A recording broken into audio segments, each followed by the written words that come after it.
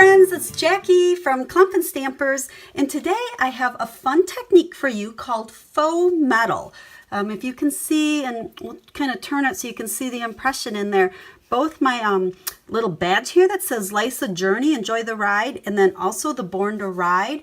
It looks like a little piece of metal that's actually stamped down into. And you know, if you're out in the home decor stores at all or looking at magazines and Pinterest, you'll see that metal decor is just a really hot item right now. So I want to show you how this faux metal technique works. It's very simple and it just gives a really nice touch. And I thought this just made a nice masculine card. So what we're going to do is we're actually using One Wild Ride. This is the stamp set we're using. And we're going to start out and we're going to make just the badge one here. So before I start doing anything, I'm going to take my Versamark pad and I am going to ink my stamp up in Versamark and just set it aside so it's all ready for me to go. Look at that grungy Versamark, but it still works great. I have some silver embossing powder and I just have it, I like to use these little sandwich containers to scoop it up. It works really good. And then I have my heat gun ready to go. And what we're going to do is actually take my Versamark pad, and this is a piece of shimmer white just because I had this scrap. I would recommend either shimmer white or the thick white. You want something with a little bit of substance to it for a little bit more thickness. But I am taking my Versamark pad and stamping it right onto a section of my cardstock, and then I can go and just scoop up this embossing powder and let it fall down on there, tap off the extra, and you'll see it's just kind of a mess of powder. And then we're going to go ahead and heat this up with our heat tool. Okay, it looks like it's all melted. So what we need to do is just give it a couple of seconds to cool down. Okay, we don't want this embossing to pick up when I do the next step. But what we're going to do, let's see, I think we're cool now, is we're going to take our embossing pad again and we're going to go right over it and ink it up again and put more powder on it, and then we will heat it up again. And we're actually going to do this 3 times. So this is coat number 2. Now we'll heat this one up.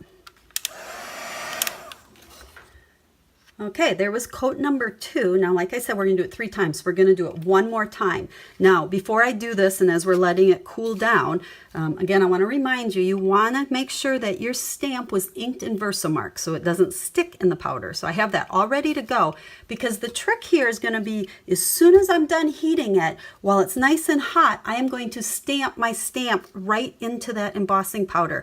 And I need to do it right away. So hopefully you'll hear me. The heat gun will probably still be on. I'll try to turn it off and do it at the same time, but just in case, I want you to know what I'm doing. So we're cooled off. We're going to ink it up. Get ready for coat number 3 of embossing powder. We'll put that on. Now I'm going to heat it up, and remember, I'm going to stick my stamp into it and stamp as soon as this is done heating up. Okay, we're done, and right away we want to take that stamp and we're going to press it. I'm pressing pretty hard, and I'm going to hold there for probably a good 10-15 seconds just to make sure I get a really good impression. And then I pull it up, and you can see how that just went down into that embossing powder, and it truly looks like metal. So there is our little badge. Okay, we can take our badge punch, and you know what? I'm going to probably have to tear some of this off because I didn't go down to the bottom enough. But even with this thick embossing powder on here, it still seems to punch out just fine. So we'll punch it out, and there's our little metal sign. And I did the exact same thing with the banner here, the Born to Ride. Okay, that was this stamp. And then I used my Big Shot and the bunch of banners, I believe it's called, framelits, which actually the one is still over by my Big Shot, so I don't even have it there with me. Did the same thing, and then I put my card together. The motorcycle was just stamped in black.